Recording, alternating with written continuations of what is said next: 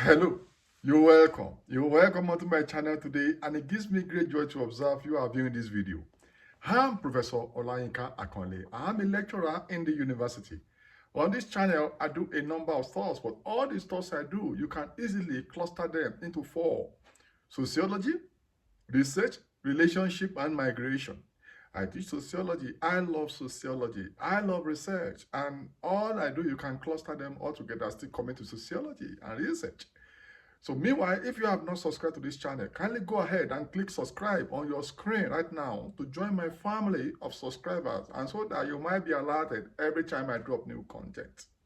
Today, actor network theory is what I want to talk about.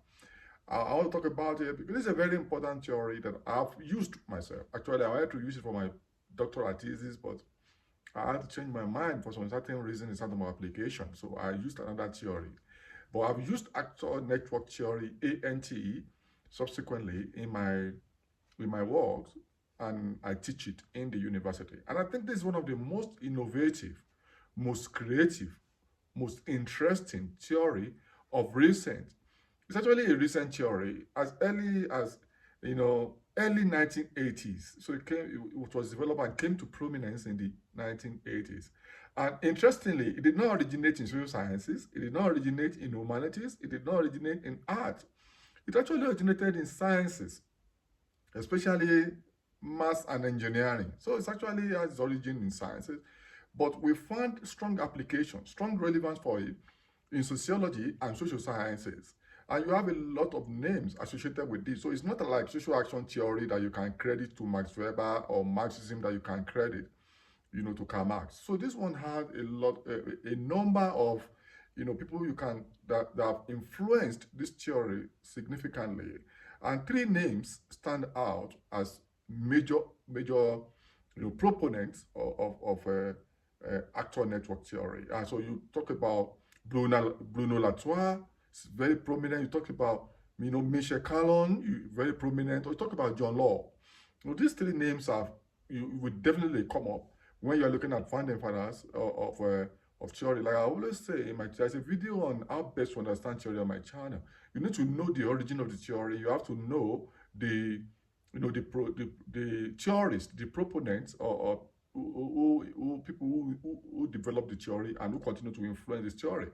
So, and because it's also relatively more recent than theories like social action or Marxism, you find a lot of applications of actor network theory, because especially in the age of technology, in the age of sciences, in the age of AI, in the age of active involvement of internet and IT. So essentially, this theory is actually, some people say it's not a theory, some people have argued that it's rather a methodology, because it talks about doing, how to, is very central to this actor network. So it's very safe for us to say it's a theoretical and methodological approach.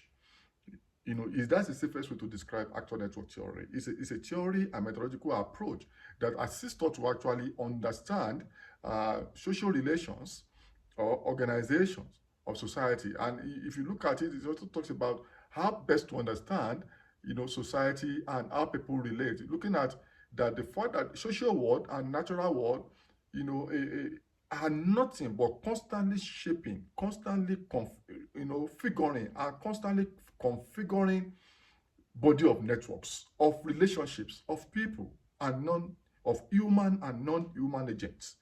Wow. A very central element that makes this theory very unique is the recognition of non-human agents, of non-human actor, of material actor. Most of the theories that we use in social sciences and use in humanities actually talk about humans, human agency. But actor network theory is paying close attention, the definitive attention, to non-human agency, to material agency, the importance of non-human or material elements in moderating networks of action, network of interaction. And now this network interaction continue to shift, constantly shifting, constantly being redefined, constantly being reconfigured based on the actions, interactions of human and non-human elements. That emphasis is very important.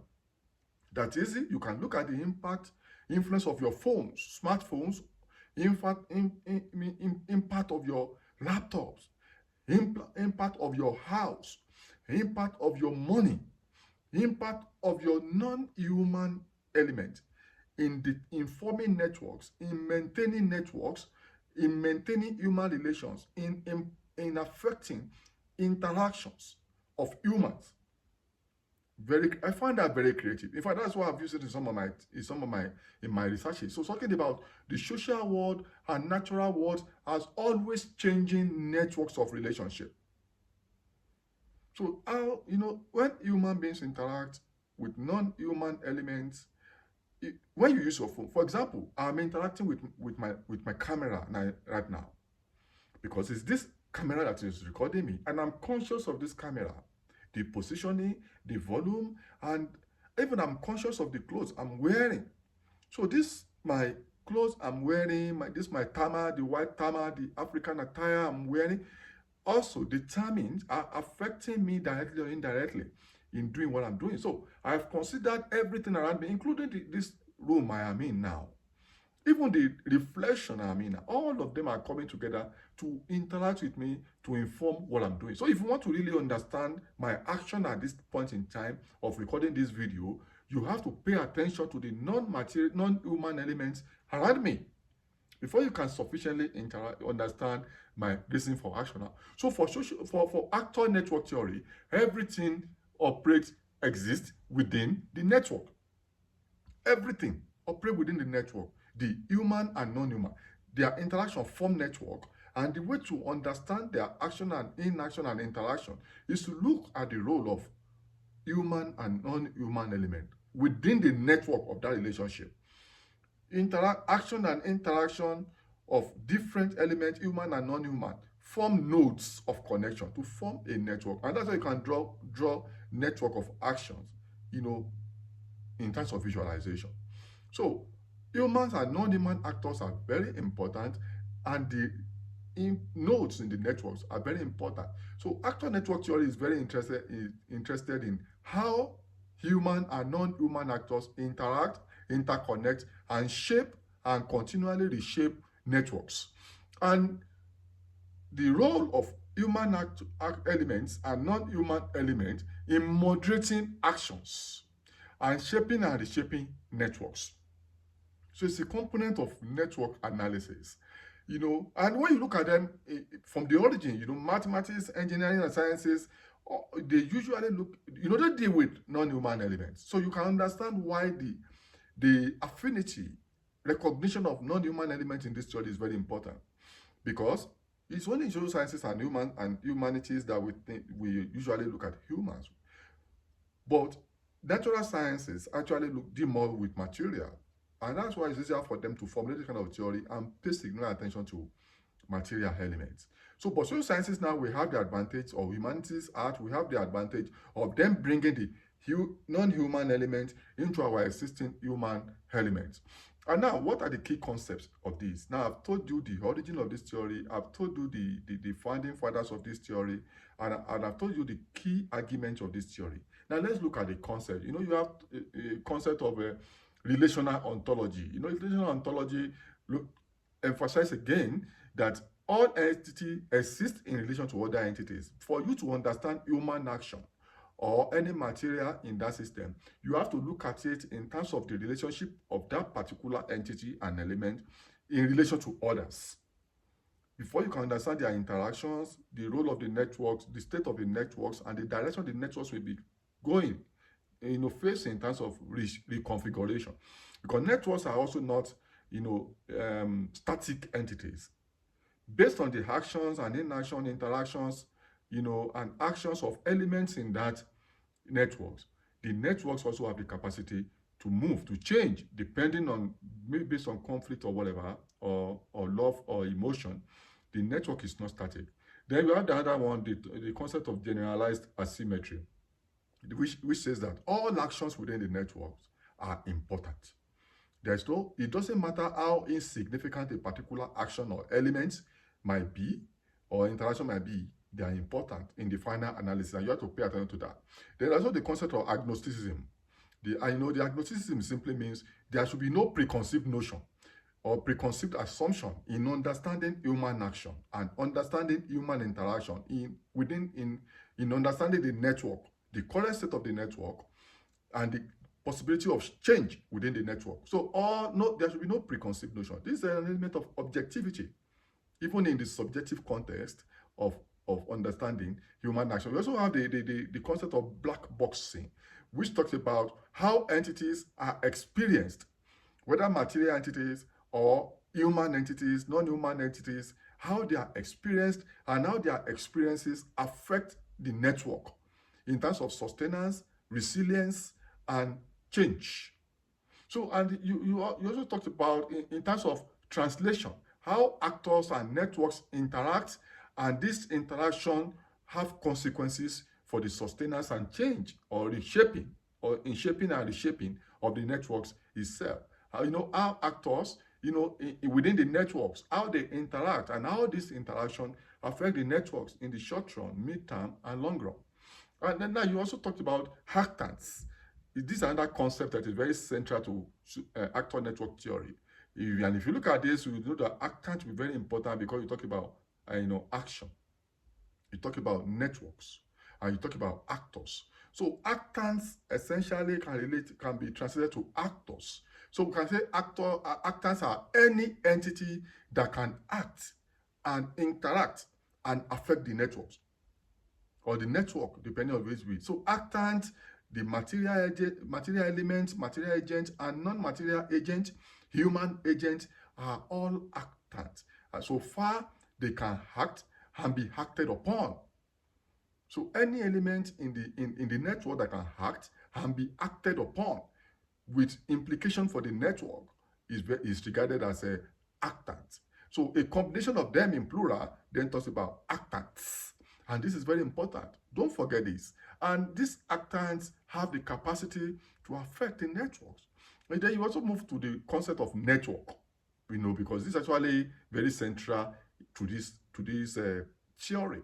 Talk about the networks, when you talk about the world, as an amalgam of the world, as an amalgam of interactions, of relationship, of different networks and entities. So when you look at the actants themselves, their actions, and how they affect the shaping and the reshaping, reconfiguring of the network, then the network is formed, is shaped, is reshaped. Change is very important in this context. So you now talk about the network as a shifting entity, very dynamic entity. Talking about the network as an amalgam of actions, interactions of different elements, material and non-material, in shaping and shifting the networks of relationship. It's the relationship that actually form the networks because of the nodes. Then you have a very good example I love to use. You can use many examples. I've used different examples for you in this video already about the role of my camera, the role of my clothes, the role of my room, the role of the role of the atmospheric condition, the lightning condition. I'm using this way because I've taken lightning into consideration. And I decided to do this one in my hotel room because I believe it is convenient enough to do this video at this point in time. So you can also look at an example in terms of remittances. If you look at migration is very common across the world now. So the way people relate with their kinship system, social network system, family system, and even their environmental systems is definitely moderated by remittances that migrants send home. So migrants then become actors in the network. Yet the remittances they send home, also become an actant. Though it's a non-material element, but once network remittances are sent, it affects how the household operate, it affects the power dynamics, it affects the gender dynamics, it affects the state level dynamics, national level dynamics, and the rest of it. So that remittances now becomes a material, non-human actant within the network of relationship of families, friends, kin, and other networks. And this, I've done researches on remittances and migration before, where we see remittances breaking some families, breaking some marriages, or strengthening some marriages, changing the power dynamics. So remittances then become Remittances are things that migrants send to their origin.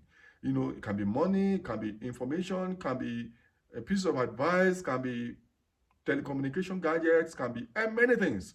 So there are monetary and non-monetary remittances that are sent. And these remittances become non-human actor, non-human agents that impact the networks of relationship of the migrants, how they live with their parents and the rest of other people. So that's a very good example of actor network theory, ANT. So that remittances become non-human agent, non-human actor, non-human actant that even can be more important than some even human actors. So for you to understand human relations or what happens in societies and environment, according to actor network theory, they have to pay attention to the network that has been formed, that is being reformed, role of human and non-human elements within the network before you can understand going forward. Wow, very nice theory. I love it. Till I see you in my next video, click subscribe and bye for now.